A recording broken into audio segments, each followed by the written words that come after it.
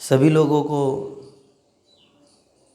यह शिकायत तो राम जी से होगी कि उन्होंने सीता जी का त्याग क्यों किया, निरपराध माता जानकी का त्याग राम जी ने क्यों किया। सभी के मन में यह प्रश्न होगा। मैंने 5 साल पहले एक पुस्तक पढ़ी थी, व्रज के भक्त। उसमें भी एक शायद कोकिलदास जी ऐसा कुछ नाम था। वो महात्मा सीता जी को अपनी बहन मानते थे और ऐसे राम जी की भक्ति करते थे। तो वो भी राम जी के मंदिर में भी नहीं जाते थे, राम जी से द्वेष करते थे कि उन्होंने उनको बहन मानते थे कि बहन का त्याग क्यों किया। फिर एक बार सीता जी ने स्वप्न में आकर उनसे कहा कि राम जी से ऐसा जो मन मुटाव है, जो द्वेष है, वो निकाल दे। राम जी ने जो त्याग किया वह सर्वथा धर्म के उचित था और उससे मुझे भी कोई आपत्ति नहीं है, मैं भी उससे खुश हूँ। ऐसा सीता जी ने उनको बताया और बाद में वो राम जी की भक्ति करने लगे। मैंने सुना था कि किसी ने तो कोर्ट में भी केस कर दिया था राम जी के ऊपर कि सीता जी को बिना वजह क्यों त्याग दिया। ऐसा सभी का भाव है। उसके विषय में हम वाल्मीकि रामायण में से पढ़ते हैं। यह वाल्मीकि रामायण का दूसरा भाग है, गीता प्रेस से प्रकाशित है। यह जो द्वितीय खंड है उसमें सुंदरकांड से लेकर उत्तरकांड तक की कथा है। उत्तरकांड में सर्ग नंबर 42, यहाँ पर मैं संक्षिप्त में बताता हूँ कि यह त्याग क्यों किया। तो यहाँ पर 42 क्रमांक है सर्ग का। वहाँ राम जी और सीता जी वन में विहार करते हैं। वन में मतलब जो उपवन बना है महल के पास, जो बगीचा है उसमें विहार कर रहे थे। तब सीता जी ने यह समाचार दिया कि वह गर्भवती है। राम जी प्रसन्न हुए और कहा कि तुम्हें जो मांगना हो मांगो। तो सीता जी ने यह वर मांगा कि मेरी ऐसी इच्छा है कि जैसे हम वनवास में थे तो कैसे दिव्य उस ऋषि मुनियों के आश्रम में गए थे, उस पावन क्षेत्र में गए थे, मेरी इच्छा है कि मैं एक रात्रि तक वहाँ वास करूँ, उन परम ऋषि मुनियों के दर्शन करूँ, उनकी पत्नियों से सत्संग करूँ। तो राम जी ने तब कह दिया कि कल ही तुम्हें वह लाभ प्राप्त होगा। अभी तय नहीं हुआ था सीता जी का वन में जाना, अभी त्याग नहीं किया था, लेकिन राम जी ने कह दिया। उसके अंदर से यह बात निकल गई। फिर रात्रि को राम जी अपने मित्र थे, नाम था विजय, मधुमत, काश्यप, मंगल, कुल, सुराजी, कालीय, भद्र, दंतवक्त्र और सुमागध, ये जो सब मित्र थे उसके साथ चर्चा कर रहे थे। तब राम जी ने अपने मित्र भद्र से पूछा कि अभी क्या चल रहा है, राज्य में क्या बातचीत हो रही है, क्या कुछ नूतन घटना हो तो बताओ। तो भद्र ने कहा सब कुछ अच्छा चल रहा है, आपने दशग्रीव रावण का वध किया है तो उसकी जय गाथा सब गा रहे हैं।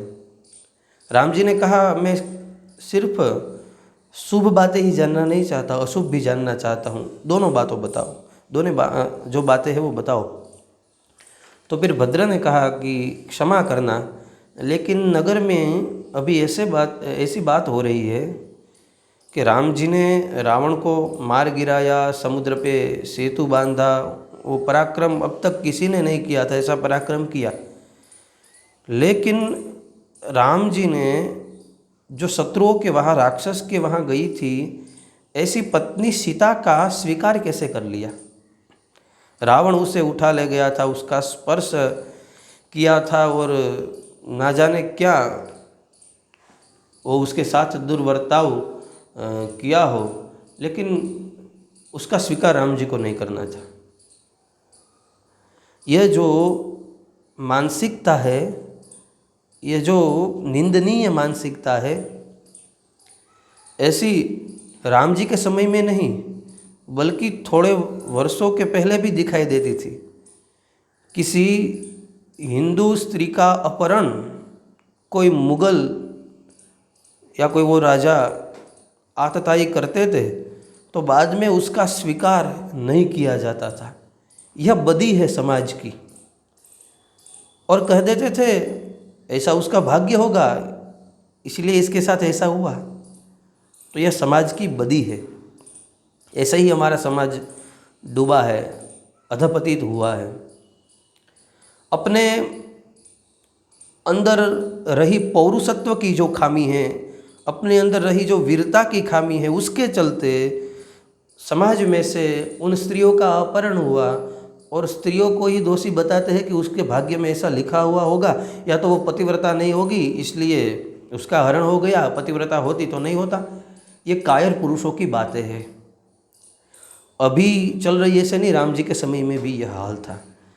तो ऐसा न बताने योग्य बातें बताई। राम जी तो एकदम उद्विग्न हो गए और रात को ही अपने तीनों भाइयों को बुलाया है। तीनों भाई आए और यह बात है 45वें सर्ग में। मैं क्रम से टूंक में ये सब बातें बता रहा हूँ। तो तीनों भाई आए और तीनों भाई से चर्चा हुई और कहा कि ऐसा लोक अपवाद है, लोक अपवाद के चलते तो मैं अपने प्राणों का त्याग भी कर सकता हूँ, तुम तीनों भाइयों का त्याग भी कर सकता हूँ, सीता का त्याग भी कर सकता हूँ। लक्ष्मण जी को आज्ञा दी कि तुम सीता जी को वहाँ वाल्मीकि जी के आश्रम में छोड़ाओ, गंगा जी के किनारे। और कह दिया यदि मेरे से कुछ भी तुम लोगों ने बताया, कुछ भी मुझे समझाने की कोशिश की और सामने अपना तर्क रखा, तो मैं उनको मेरा शत्रु समझूंगा, मेरी आज्ञा का उल्लंघन समझूंगा, उससे मेरा रिश्ता मैं नहीं रखूँगा। ऐसा राम जी ने कह दिया। तो फिर सब शोकाकुल हो गए। लक्ष्मण जी को आज्ञा दी। लक्ष्मण जी ने सुमंत्र को कहा, सुमंत्र रथ ले आया और सीता जी को उन रथ में बैठाया। सीता जी को कहा, आपने इच्छा की थी महाराज से कि आपको वन में जाना है, तो महाराज ने मुझे आज्ञा की है। सीता जी भी बैठ गई, साथ में बहुत गहने भी ले और कहा कि मैं ऋषि पत्नियों को यह गहने दान में देना चाहती हूँ। और इसके बाद वहाँ तक गए, गंगा जी को पार किया और वहाँ गंगा जी को पार कर आश्रम के पास जब खड़े थे तो लक्ष्मण जी रोने लगे। लक्ष्मण जी रोने लगे। सीता जी ने कहा कि यह रोने का कारण क्या है? क्या 2 दिन का भी राम जी का वियोग तुम सहन नहीं कर पाते हो? देखो मैं भी राम जी का वियोग थोड़ा सहन कर लेती हूँ, 1 रात की बात है, यहाँ 1 रात रुकेंगे और बाद में अयोध्या पुनः आज चले जाएंगे। सीता जी को पता नहीं था अब तक। तो फिर लक्ष्मण जी रोने लगे और सब बातें बताई कि आपकी जो निंदा हो रही है इसके कारण राम जी ने आपका त्याग किया है और आपके पिता और जो दशरथ जी है उनके मित्र है वाल्मीकि, उनके आश्रम में आपको छोड़ देने का आदेश मुझे मिला है। बाद में यह सुनकर सीता जी तो बेहोश हो गए और थोड़ी देर बेहोश रहे। थोड़ी चेतना आई और बाद में सीता जी ने कहा कि सभी लोगों का कल्याण हो। सबके सामने अग्नि जी ने मेरी पतिव्रता के बारे में प्रमाण पत्र दिया, मुझे पतिव्रता होने की साबिती सबको दी। सूर्यदेव ने, वायुदेव ने, इंद्रदेव ने, सभी लोगों ने लंका में मैं पतिव्रता हूँ और शुद्ध हूँ ऐसा प्रमाणित कर दिया, फिर भी लोगों को शंका हो रही है। कोई बात नहीं, यह सारा यदि आप पढ़ेंगे तो आपके आँखों में से आंसू निकल ही जाएंगे। ऐसा दुखद यह प्रसंग है। लेकिन सीता जी ने कहा कि ठीक है, मेरे लिए तो मेरे पति ही सब कुछ है। अगर मेरे त्याग से उनको यश मिलता हो, उनका अपयश दूर होता हो, तो मुझे दूर रहने में भी थोड़ी सी भी तकलीफ नहीं है।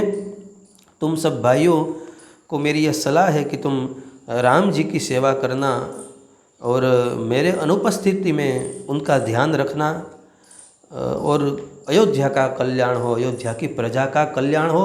राम जी को कहना कि अयोध्या की प्रजा के प्रति अपना भाव वो उत्तम रखे, उससे द्वेष न करे, अपने छोटे भाइयों की तरह ही उनका पालन करें, अपने बेटे की तरह उनका पालन करें। और बाद में लक्ष्मण जी वहाँ से चले गए हैं। सीता जी वाल्मीकि जी के आश्रम में आई, वाल्मीकि जी को प्रणाम किया और वाल्मीकि जी के मुख से पहला शब्द ही यह निकला, पतिव्रता, हे पतिव्रता, ऐसा शब्द निकला। वाल्मीकि जी ने कहा, स्नुषा दशरथस्य त्वं रामस्य महिषी प्रिया जनकस्य सुता राज्ञः स्वागतम ते पतिव्रते, हे पतिव्रते तुम्हारा स्वागत है। लक्ष्मण जी तो चले गए। लक्ष्मण जी और सुमंत्र बीच में चर्चा होती है। यह 50वें सर्ग में है। सुमंत्र और लक्ष्मण जी के बीच में चर्चा होती है कि राम जी ने यह कार्य है वो उचित नहीं किया, यह निर्दयता से भरा हुआ यह कार्य है, और राम जी ने ऐसा करके कौन सा बड़ा धर्म प्राप्त कर लिया, यह बता रहे। तब सुमंत्र ने कहा कि मैं तुम्हें एक बात बताता हूँ। दुर्वासा जी ने महाराज दशरथ से यह बात बताई थी और कही थी, मैं भी वहाँ था, मैंने सुनी थी। दशरथ जी ने बताया था कि यह बात राम जी, भरत जी, शत्रुघ्न जी, किसी को, लक्ष्मण जी को किसी को बताना मत, लेकिन मैं आपको भी यह बात बताता हूँ, आप किसी को बताना मत। एक बार क्या हुआ कि दुर्वासा ऋषि वशिष्ठ जी के वहाँ रुकने के लिए आए उनके आश्रम में। तब दशरथ जी भी अपने कुल पुरोहित वशिष्ठ जी को प्रणाम करने के लिए आए। वहाँ वहाँ दुर्वासा जी को देखा, दुर्वासा जी को प्रणाम किया और कहा कि मेरे बेटे जो है चारों, और उनमें भी खास करके जो राम हैं, उनके विषय में कुछ बताइए, उनका आयुष्य कितना है और वो राज्य कैसे करेंगे आदि बात बताइए। तब दुर्वासा जी ने कहा कि सुनो, तुम्हारे बेटे के भाग्य में दुख ज़्यादा लिखा है, पत्नी का वियोग ज़्यादा लिखा है। वह राज्य तो करेगी, दीर्घायुषी भी होगी, लेकिन उनके देव में, उनके भाग्य में दुख बहुत लिखा है। मैं तुम्हें कथा सुनाता हूँ। एक बार देवासुर संग्राम हुआ, असुर हार गए और भृगु ऋषि के पत्नी के आश्रय में आए। भृगु ऋषि की जो पत्नी है उनको प्रार्थना की कि हमारा रक्षण करे, उनको आश्रय दिया असुरों को। इसलिए विष्णु भगवान ने सुदर्शन छोड़ के उस भृगु ऋषि की पत्नी का सर काट दिया। भृगु ऋषि एकदम क्रोधित हो गए और शाप दिया कि मेरे को पत्नी का वियोग प्राप्त हुआ, इसलिए तुमको भी पत्नी का वियोग प्राप्त होगा। और इसीलिए उस वियोग को प्राप्त करने के लिए, उस शाप को भोगने के लिए राम अवतार लेके आए हैं। इस शाप के कारण राम जी के भाग्य में, राम जी के देव में पत्नी का वियोग लिखा हुआ है। बाद में तो भृगु ऋषि ने तपस्या की और प्रार्थना की कि मैंने भूल में यह श्राप दे दिया। भगवान ने कहा कोई बात नहीं, मैं उसका स्वीकार करता हूँ। इसलिए राम जी को यह दुख प्राप्त हुआ। इसमें राम जी की कोई गलती नहीं है। कभी कभार मनुष्य की गलती होती नहीं है, ऐसी परिस्थिति निर्मित हो जाती है कि ऐसे निर्णय लिए जाते हैं। इसमें राम जी का कोई कसूर नहीं है, सीता जी का कोई कसूर नहीं है। यह परिस्थिति ऐसी निर्मित हुई भाग्य के चलते जो भुगतनी थी। और राम जी का जो प्रेम है सीता जी के प्रति वह तो अतुलनीय है। राम जी के प्रेम के यदि हम देखें, उसके प्रेम से हम,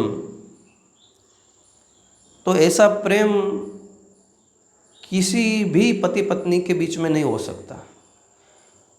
उसका शतांश भी, राम जी जितना प्रेम करते हैं सीता जी को, उसका शतांश भी कोई पुरुष अपनी पत्नी को प्रेम नहीं कर सकता। इतना प्रेम करते हैं। नहीं तो जहाँ सीता जी का हरण हुआ वहाँ से क्यों जाते लंका? यदि प्रेम न होता इतना कष्ट क्यों उठाते? सीता जी के प्रति उनका बड़ा प्रेम है। और जब अश्वमेध यज्ञ करने की बात आई तो कहा कि यजमान को पत्नी के साथ बैठना चाहिए। राम जी को सलाह दी गई धर्म के अनुसार कि आप शादी कर ले। आपने रामायण में देखा भी होगा, आप शादी कर लें, लेकिन राम जी ने कहा कि नहीं, मैं सीता के अलावा मेरे हृदय में किसी का भी स्थान नहीं है, मैं किसी से भी शादी करने को तैयार नहीं हूँ। और सीता जी की सुवर्णमयी वह प्रतिमा बनाई और पास में बैठाया और यज्ञ संपादन किया। तो सीता जी और राम जी का प्रेम अनहद है। सीता जी को भी फरियाद नहीं है राम जी से, उसका भी प्रेम अगाध है। भाग्य के वश ये सब हुआ है। ऐसे जो परात्पर ब्रह्म है, भाग्य या काल उसका कुछ बिगाड़ नहीं सकता, लेकिन जो मनुष्य बनकर हमको शिक्षा देने के लिए आए हैं और बताते हैं कि भाग्य का भी यदि वैपरीत्य हो, भाग्य हमारे विपरीत हो, फिर भी हमें धर्म का त्याग नहीं करना चाहिए, धर्म के रास्ते पे चलना चाहिए। ऐसे मनुष्य में उत्तम, नरोत्तम, पूर्ण पुरुषोत्तम, मर्यादा पुरुषोत्तम भगवान श्री राम जी के चरणों में, माता जानकी के चरणों में हम प्रणाम करते हैं। जय सिया राम।